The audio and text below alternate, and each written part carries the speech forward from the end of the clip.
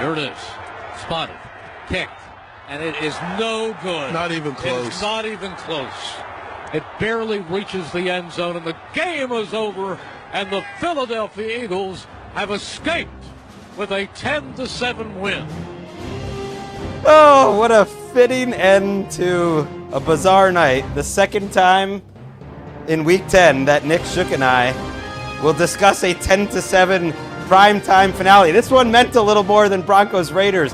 Yes, Merrill Reese and Mike Quick on WIP sounded like, they were disappointed by how bad that kick was. But the Eagles win. Those were the Eagles announcers talking about a missed Brandon McManus kick to end this game from 64 yards out. The Eagles are 7-2. And Nick, if we thought they won ugly early in the season, this was next level. But this game was a journey, and that somehow felt like the perfect ending to this journey.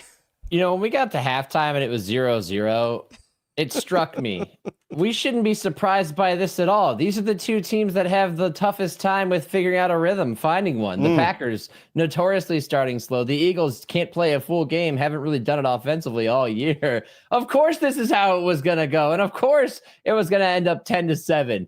And I think that I could explain Merrill Reese's, dissatisfaction or lack of excitement there. With the fact that, why did we even have to go through these last few snaps? Because Nick Sirianni's decision on fourth down when they were trying to put the game away. Okay, you're right. We got to start there. And that's why Shooky is the best. Because, part of me wants to give credit.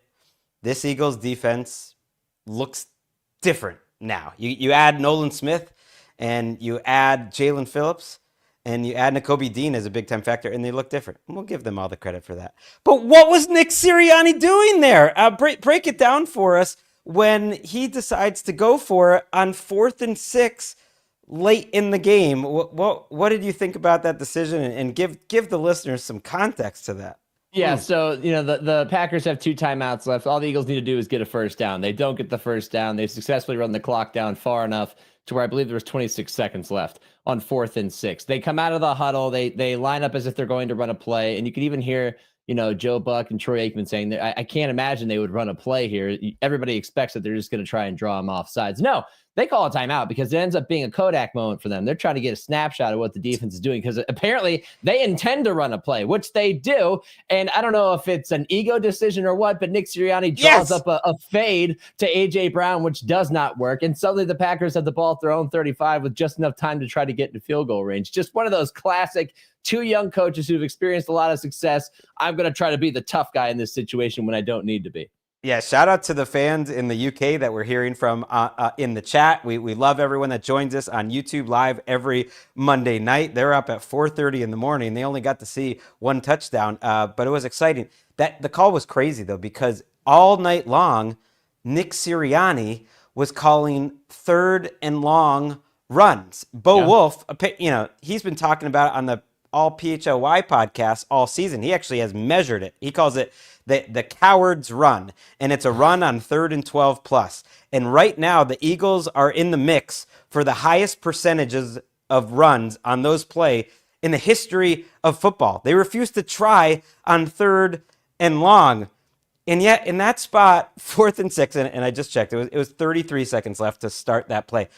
I do think it was about ego, and it does remind me of the beginning of last season when Nick Sirianni couldn't get it out of his own way in a win or a loss. He was always the story, just like it was a Nick Sirianni be normal for 1 week challenge, and he's back to failing that challenge. And I think you called it right there, Nick.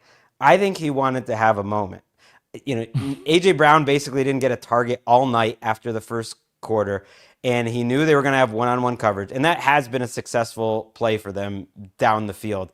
But not tonight when it's cold, and A.J. Brown wasn't in the mix, and he was not open on that play, and it was just a hope ball, and it was insane because the Packers, even though they had no timeouts, had 27 seconds to work with, and if they didn't mess up this screen pass where it looked like Josh Jacobs had all the room in the world and kind of had a strange, path to him getting out in the formation, like they could have had plenty of time, and it's all we would have been talking about Nick Sirianni when we should be talking about his defense. Just just a strange man, Nick Sirianni. And I blame him, by the way, for all those 3rd and 12 plus runs. All the Eagles fans in my mentions were like, no, Kevin Patullo's the play caller. Okay, they've been doing that since the day Nick Sirianni got there. So it doesn't matter who the play caller is. They're doing it either way. Yeah, they also did it on 1st and 25 tonight, a classic draw, and ended up clawing their way back to 3rd and 11. So it's not the only time they'll do it. And then, okay, so that's typical of this game. And you mentioned how it's scoreless at halftime. One of the, I believe, 10 Monday Night Football games ever to be scoreless at halftime. That was according to Josh Dubois from the First since Associated. 2009. And that game was Browns-Ravens at what is now known Dolphins. as Field. Or Steelers, rather. Yes, that when with the crazy punt that just sticks in the mud. Oh yeah, that too. Yes, stuck in Heinz Field's turf. Yes, formerly known as Heinz Field. And the turf kind of was a problem tonight too. It always is at Lambeau Field. Everyone's slipping around. It doesn't make for great football sometimes, when it's cold or if it's a little wet, which it was tonight. And the thing that strikes me about the fourth quarter, where they finally started scoring, and we'll get to like how that all happened, is Nick Sirianni, because he needed to, actually let Jalen Hurts throw a 3rd and long in the fourth quarter, because it was like, oh, we actually have to score some points to maybe win this game. You know what happens? He hits Devontae Smith for a catch. And then the very next drive, after the Packers fall down 10-0, the Packers stop trying to establish the run for once all night, and they go very pass heavy. And you know what happens? The Packers finally score a touchdown. This is what we talked about earlier this week. Like, Matt LaFleur is just all about this running game instead of letting Jordan Love kind of run the show for this Packers team. I'm not going to try to take away credit here, but I think that some context is important on that drive, because there was one, a key pass interference that gained them a big chunk of yards, and two, the Eagles with a 10-0 lead in the fourth quarter were playing much softer zone and giving up things underneath. So suddenly that passing game was going to open up, because if you compare the previous defensive situation versus that one, when they were only up 3-0, they were playing much tighter coverage, trying to force, a stop and force a punt or a turnover on downs. And then they backed off once they realized, all right, we have a little bit of cushion to work with. We're going to give them some cushion. So I think that's also what helped open it up. I don't even really have a problem with them trying to establish the run. It's just that you don't get Jordan Love into a rhythm. And against a team that looked so good in the pass rush tonight with the Eagles defense, a team that lacked pass rush many times this season, one key addition at the trade deadline, the continued development of Jalix Hunt, it suddenly, Love never really got comfortable. So it's kind of a double-edged sword with this offense right now. Okay, that's fair. And the design success rate for both teams was very low all night. They were in the low 30s. So that was part of it, and they were just missing a lot of passing plays. Question from the commenters, did the Super Bowl Eagles... This is very loaded. Yes, odds go down tonight like the Broncos did on Thursday. It strikes me that could be from a Broncos fan. I'm going to say no, because the Eagles have proven to us, even though I'm starting to have my doubts this season about this offense, that if they can just get to the dance, the talent can overwhelm the opposition and they can figure it out. They have the backing of Super Bowl champs, whereas the Broncos, to me, this has been a terrible offense for the most part, or and at least consider passing the game opponent all season long. Yes. Let's also consider the opponent. They played a Raiders defense that couldn't stop a nosebleed. This time, they know the Eagles are playing the Packers. That also matters. That matters quite a bit. And I was thinking watching this game, though, that whichever team loses, the fan base is going to be furious. And I think Packers fans are furious right now after a second straight loss at Lambeau. But I have a feeling like Eagles fans aren't going to be that happy either. And I was thinking watching this game, and I don't want to be a prisoner of the moment, man, those teams in the NFC West, they do seem more complete right now than the Eagles or the Packers. We have a long way to go, and the Packers have the difficult task of having to win this division, the NFC North, where the Eagles kind of know they're going to win their division. And after next week's game against the Lions, really looking forward to that, they have a pretty soft schedule down the stretch. So that's an advantage for the Eagles. And ultimately, I'm not shocked. Were you shocked that the Eagles won this game? Because when this got weird and ugly, and even when it was 0-0, I was like, oh, the Eagles are going to win this, just because it's kind of what they do in the end, even though it's not great. Like, they've proven to us that they can win these types of games. And they did it tonight with some really great defense. There's probably 2 or 3 reasons why I thought that the Eagles were going to win this game when it was 3-0. Okay. Number one, the Packers couldn't stop making the small mistakes, whether it's an illegal formation penalty that wipes out a big gain in the fourth quarter, or them trying to down a punt at the 1 yard line, but they step on the goal line and it results in a touchback. There's a number of, drops. Jordan Love, putting a couple of really nice on target passes that get dropped. They couldn't get the little things right. And that's kind of been indicative of who the Packers have been all season. Just look at that Panthers loss for an example. It's also because the Eagles defense, which I know we're going to dive further into, they just looked a lot better tonight than they have for portions of this season. And it's the pedigree. It's the fact that you have Saquon Barkley back there, and all you have to do is get him the ball in space once or twice where he has to make one man miss, and it can completely flip your offensive momentum, which is exactly what happened on their lone touchdown drive tonight. So it felt like that was inevitable, even though the game was pretty ugly.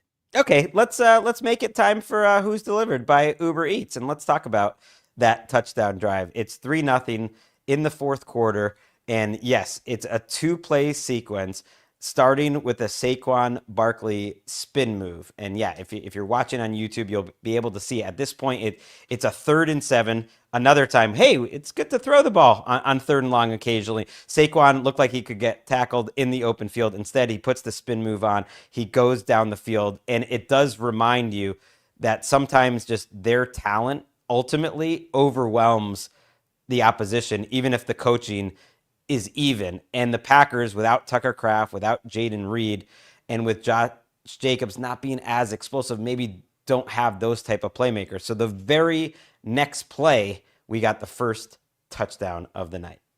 Jahan Dotson in motion. Hurts, fakes, looks, steps up. He is floating the football. It is to Devontae Smith. Touchdown! Smitty got it. He took it away from the defender. He took it out of the hands of Evan Williams. Devontae Smith from Jalen Hurts. Oh, that's a great call there by Merrill Reese. And like Devontae Smith with the ball in the air is one of the best wide receivers in football. He's so strong. It kind of defies logic. It does. And I can't be the first person to think this year, man, like Devontae Smith has been as valuable to this team, if not more so than A.J. Brown has been. He has really been excellent this year, even if the numbers don't look that different than his normal seasons. Yeah, when you're examining the two off a physical profile alone, you think, I'm throwing my jump balls to A.J. Brown. Mm-hmm. But that's what makes Devonta Smith special, is that he is this very, slender, skinny guy. He's slight in frame, but he plays much bigger than that. And it's been his reputation throughout his career with the Eagles. And tonight, it was a huge reason why they were able to even put 10 points on the board. That completing a long pass on 3rd down, like you said, to Smith later in the game was key. That toss there. I mean, look, Evan Williams had a really good game tonight at safety. He was all over the field. That was probably the one low light of his game, and it's because he was facing a guy as special as Devonta Smith. Simple as that. Yeah, Devontae Smith finishes with 4 catches for 69 yards, which in this game is a huge total. Neither team topped 300 yards. And A.J. Brown ends up getting 13 yards on 3 targets, only 1 incompletion.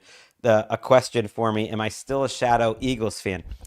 I would say yes, but I just haven't been loyal. I've picked against them too many times in big spots, including tonight. So I feel like a dope for trusting the Packers, thinking that, like, here's the thing that no one expects they're going to do is win this game after losing to the Panthers.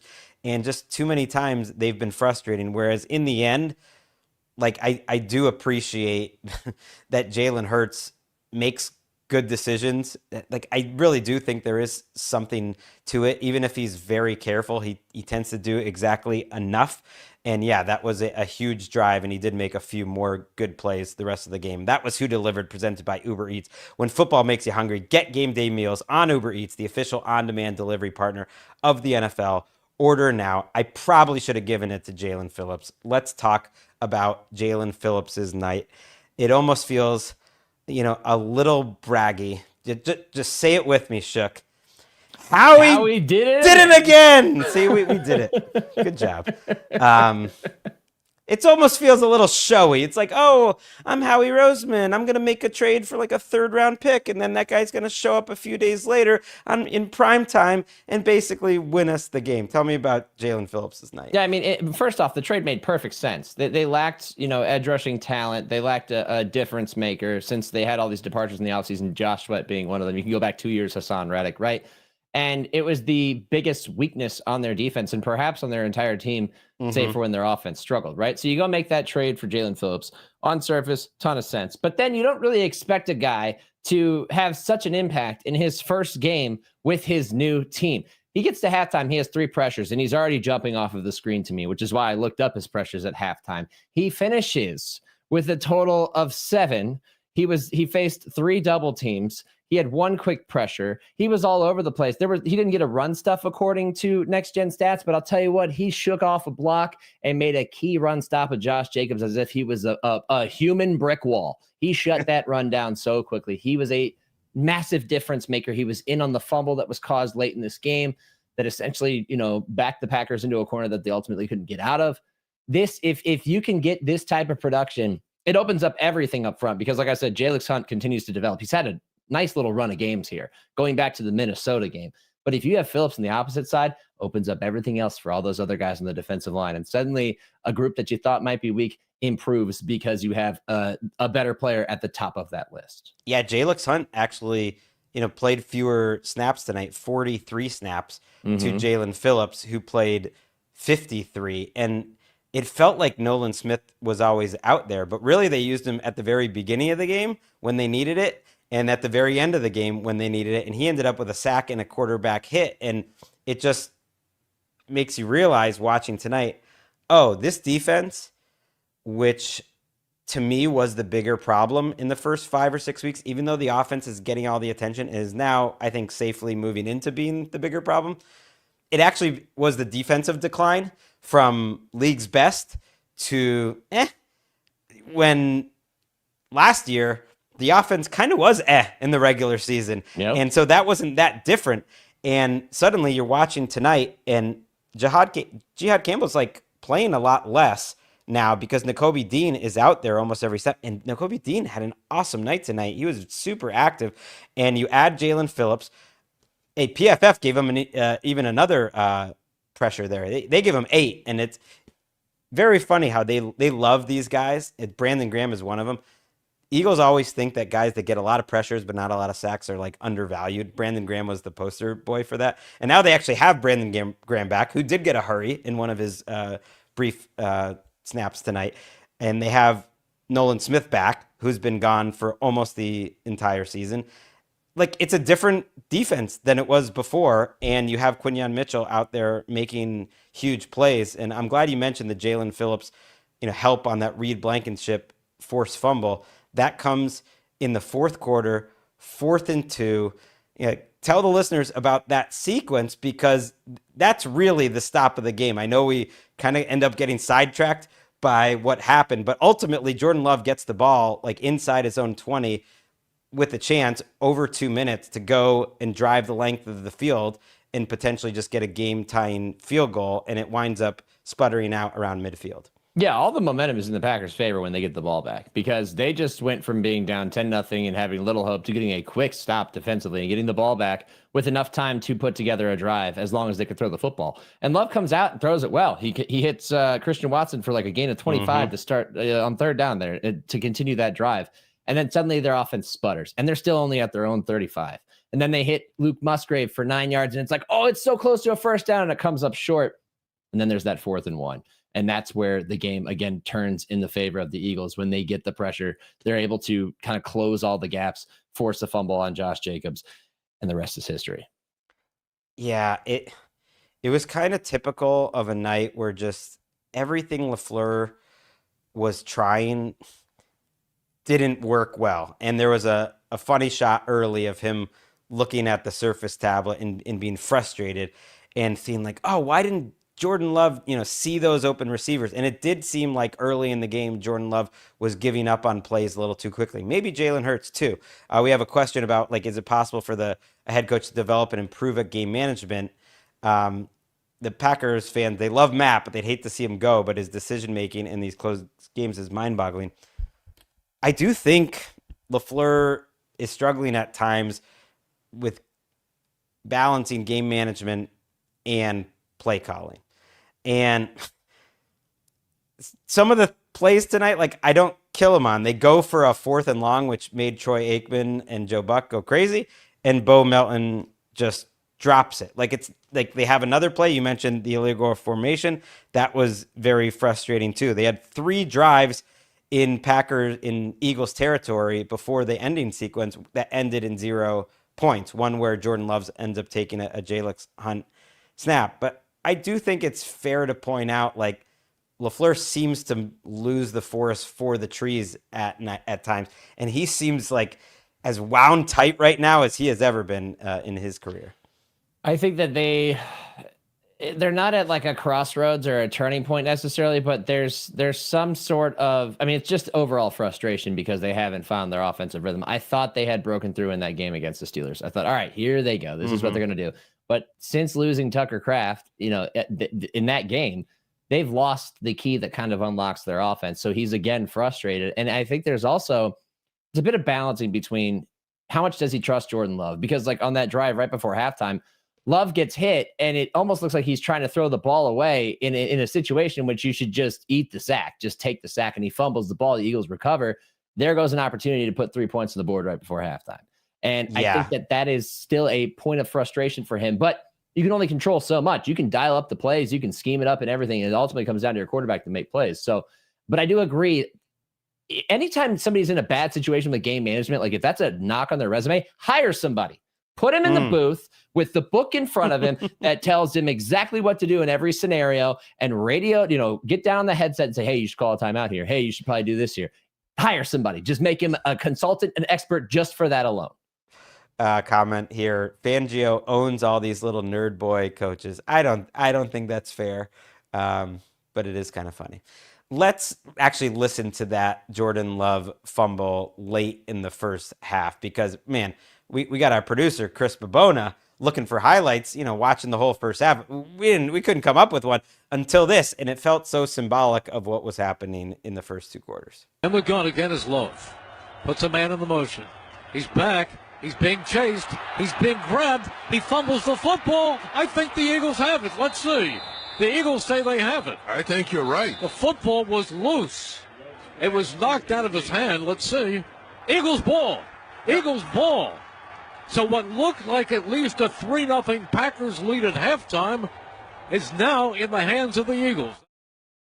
It's just these little moments with Jordan Love. And I have to admit, the QB Island committee was texting each other tonight. And at least from me, I won't speak for others. These are off the record. I don't know. I'm like, Jordan Love always gives us reasons for why we shouldn't feel so bad that he didn't make it onto QB Island last time around. You know what I mean? Like 2 weeks ago, people were talking about him. It's like, hey, look, he's number 1 in EPA per play. He should be in the MVP conversation. And I'm thinking, I don't know. I watched the games, and I know it's obviously been a bad 2 weeks for him, but he always leaves you wanting a little more.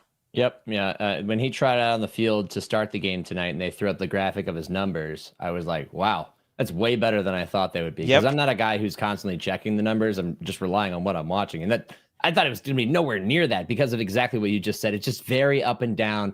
It's very fickle. Like he's there sometimes he's not. It just has not been consistent this year. Yeah. I was thinking about it watching Lamar today when I went back to watch that Minnesota game. And it's unfair to compare almost any quarterback to Lamar. But I was feeling like Lamar's really getting into his game manager kind of like era. Not that he needs to all the time, but just doing everything that he needs to just win the game and kind of know the situations. I think he's better at that than ever. I think that's a superpower for Jalen Hurts. He has weaknesses for sure, but I think that's a strength for Jalen Hurts, although he's not great in the 2-minute situation, which is a big part of that, to be fair. Jordan Love, there's just something that he's missing right now. And I think he can put it together, but right now it does feel like he was taking a test tonight that he didn't study enough for. It is tough though. This Eagles defense, like where do you even pick on? Quignon looked awesome tonight. Cooper DeJean's been incredible all year. You have Blankenship showing up for that big play. Seeing Brandon Graham out there on a key third down, and he did the Brandon Graham thing where his one hurry, I know which one it was, tonight was on that second to last drive. And it was just, collapsing the pocket by just pushing his guy back about 3 yards. It's nothing flashy, but it's enough to make the opposing quarterback, Jordan Love in this case, feel uncomfortable. And they do have a lot of answers, and they do have a pretty favorable schedule. It is pretty tough, to doubt the Eagles too much, even if I know Philadelphia sports radio will be after this game. Yeah, of course. I mean, that's now a Tuesday morning, usually a Monday morning in Philly, if you're not calling in and complaining about something that didn't go well in a win for the Eagles. But, what struck me tonight was because of the addition of guys like Jalen Phillips, how deep the Eagles defense suddenly seems again with the return of Nolan Smith. Like Zach Bond, all-pro linebacker, has kind of been invisible for good stretches of this season with this defense, and that's perfectly fine. But that was a leading figure in your defense last year. And what it has allowed Vic Fangio to do, I'm not going to back up the whole he owns the nerd coaches thing, but what it does allow him to do is change up their pressure looks. There was a ton of sim pressures. There was delayed blitzers that are, adding to the 4-man rush, making it a 5, catching an offensive lineman off guard. But if you have the capability of being able to drop guys that are usually rushing back into coverage and creating simulated pressures for a quarterback who might not trust his offensive line as much because of those pressures, and also lost his center tonight, which definitely impacted their ability to hold up in the second half, then you can find success on that side of the ball. And that's why I believe in them so much more than I maybe did a few weeks ago, just because the defense seems like it's coming together at just the right time. Yeah, I'm glad you mentioned that about losing Elton Jenkins in this game to injury, and that was a factor in terms of their offensive line. Now, it was in the second half, but that's going to be an important injury to watch. Lane Johnson also was carted to the locker room after having an injury in the first half, and man, I thought that was like a multiple week injury after I saw that. And he ended up coming back. Question here, did we talk about the tush pushes and penalties yet? No, I always try to avoid tush push talk, but I'm glad it didn't end up being a huge factor in this game. The game did start, however, with both teams getting away with what appeared to be false starts in the Packers' case, like a QB sneak, and in the Eagles' case, a flat-out tush push. And then did the Eagles get away with another one later in the game? I believe they did. They also called one on the Packers, yeah. Yeah, they actually called one on the Packers. That was what I was talking about. I actually thought when it was 3rd and 2 late on one of those Eagles drive that they were going to go back-to-back tush That's what pushes. I thought, too. And they did a little handoff to Saquon lined up as the up back. Like, Nick, you're trying to give people a moment. You're trying to give people what they want. The scriptwriters had it all set for you. Like, yeah, end that thing out with the double tush push. Be vindictive. This is what we want. Yeah, we don't want, however, that game ended. Another comment that someone saying the Packers will miss the playoffs and the Eagles are a first-round exit. Totally disagree on both. You know what's interesting? I'm going to look at the NFC standings here for a second. The Eagles are the number 1 seed in the NFC right now. It's kind of funny because it doesn't feel that way, and they get to play the number 3 seed next week on Sunday Night Football, the Lions, which is really exciting. But now with these back-to-back losses, and of course those games they gave up to the Panthers and to the Browns and the tie with the Cowboys, the Packers are down at the number 7 seed. And they have a very challenging schedule the rest of the way. They are just ahead of the 49ers at 8. Now, the NFC maybe is not quite as deep. It's really good at the top, but it's not quite as deep. So personally, I don't think that, let's say, the 49ers, who do have a pretty easy schedule, or the Panthers or the Vikings are going to pass the Bears along with the Packers, along with the Bears, who are right now ahead of the Packers. So in the end, I think the Packers are going to be making the playoffs, and it wouldn't surprise me if they still ended up winning this division. But at this point, you have to just trust the Lions more, that they're a tougher team. Yeah, for sure. But I do think this playoff picture is going to get complicated, and we may enter a postseason situation in which it wouldn't be shocking if some wild card teams won on the road. Because if you look at it right now, you obviously have the Eagles going to run away with the East, but the North is very undecided. The Buccaneers are going to run away with the South. the West is very undecided, and I think two of the best teams in the NFC reside in the West. So then it comes down to a process of elimination. Which division gets 3 teams in? Is it the North or is it the West? And right now, I can't, because of where the Packers are and the way the Bears have been playing right now, it's a little bit difficult to determine. You consider all the injuries that the Niners have dealt with as well.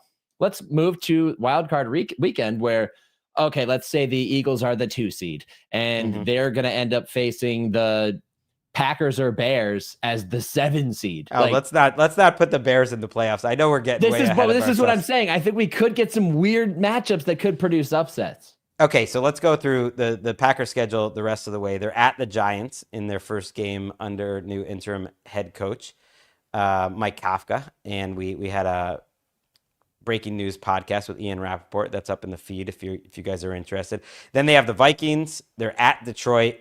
Bears, at Denver, at Chicago, home for the Ravens, and at Minnesota. No real cupcakes there after that Giants game. And yeah, you got 4 division games against the Bears and Vikings alone, and then you're going to Detroit too. So it's a lot. It's a lot there for the Packers, and I love that they're going to be in the middle of things. I think to your point, though, and I was thinking about this today in the AFC, but it extends to the NFC too. Like the following teams are some combination of the following teams, like very well could be wild cards. Let's say like Ravens, Chiefs, and Bills, like 2 of those 3 teams could be wild cards this year. And then pick one of either the Rams or the Seahawks and pick one of either the Packers or the Lions.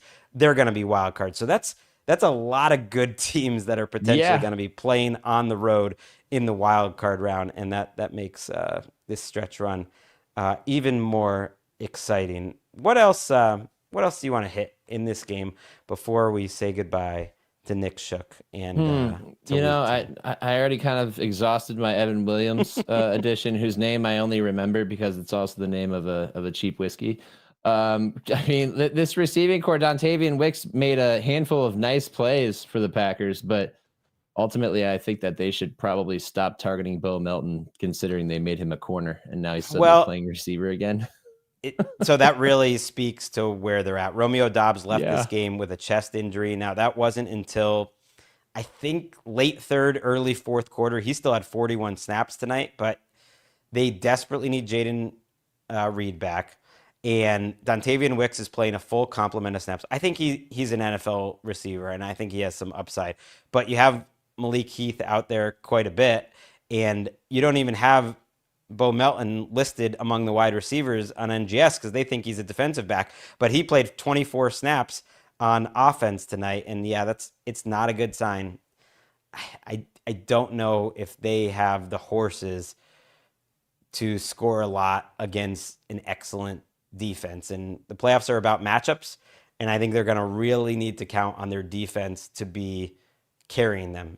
I think it's possible. It's a pretty special defense. Like Micah Parsons looked great tonight, and we shouldn't look past how good the Packers defense was tonight too. Give them some love actually before we get going. Yeah, I agree. Edge Cooper had a phenomenal punch out. The year of outrageously precise peanut punches continues with another big one in prime time. Yeah, they have a lot of talent on that side. It's just a matter of being a cohesive team. And I think that, we talked about power rankings earlier. I do lack confidence in them right now. Not to say that they can't turn it around, but because of what they've done offensively or the lack of what they've done offensively, I think it's going to be a difficult challenge for them. They're going to have to really find themselves and establish a bit of a rhythm here in the last, 8 weeks of the season.